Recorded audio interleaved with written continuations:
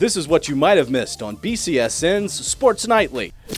It is Monday, and it is time to welcome back John Wagner of the Toledo Blade, joining us inside the Birdcage, brought to you by Overhead Door. And Wags, we had a complete technical malfunction, breakdown, catastrophic error.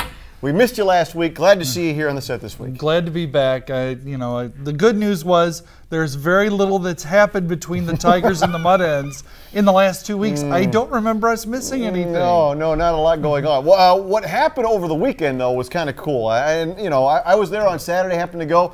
Took my son, and the 2005 Mud Hens were remembered, and a couple of the guys, not the whole team obviously, but a couple of guys back out, and it was great to see Kevin Hooper, Jason Carnuth, and of course Marcus Thames. What was that like for you, seeing that once again, 10 years later now? Oh, it was a lot of fun. Those are good guys, good people. They kind of remind you that there's more to the game than just baseball. It's being good people and rooting for one another. That was the part that I liked the most. When I talked to those guys, the two things that they kept repeating were, one, we got along, we did stuff together, but two, we always felt we were going to win. We had confidence in ourselves and our abilities. Now, of course, with that 2005 team, that was well-earned confidence. That was a great, an 89-win team. We kind of forget these days how that team mashed the competition. And I think you had something about it in the Toledo Blade, but one of those revelations that came out that we heard was that Larry Parrish, still part of the team, said Carlos Pena refused a promotion to Detroit. It was unbelievable to stay here in Toledo. Yeah, he was having so much fun in Toledo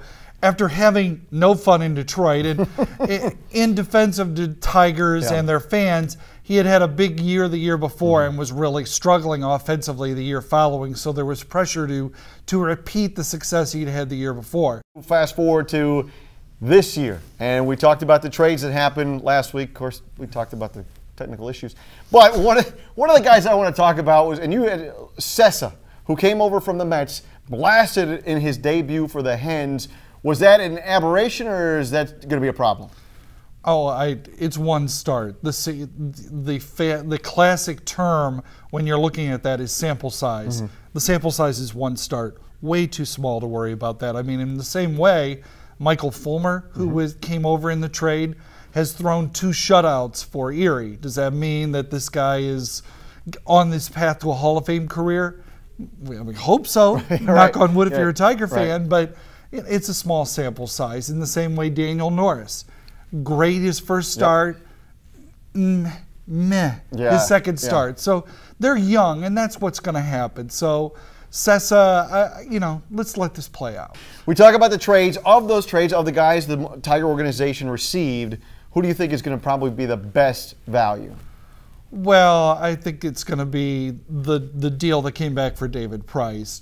And there's a lot of guesswork there. I mean, that's one. If you made me bet the mortgage on that, I'd be opposed violently. I mean, there's a lot of balls up in the air there. But with Daniel Norris, you've got a guy who's considered one of the best prospects in baseball.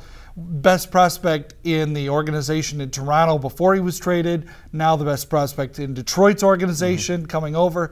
So, based on all those opinions, you'd have to say that's the guy who has the best chance. But that was also the joy of those trades, because you bring in a bunch of really good arms. They don't all have to hit, and frankly, they're not all going to hit, and that's not a slam. That's just a fact. They're not all going to hit. If they do, Wow, David Dabrowski's a genius. Oh, wait. Wait, Dave who? Yeah, exactly. But you see my point.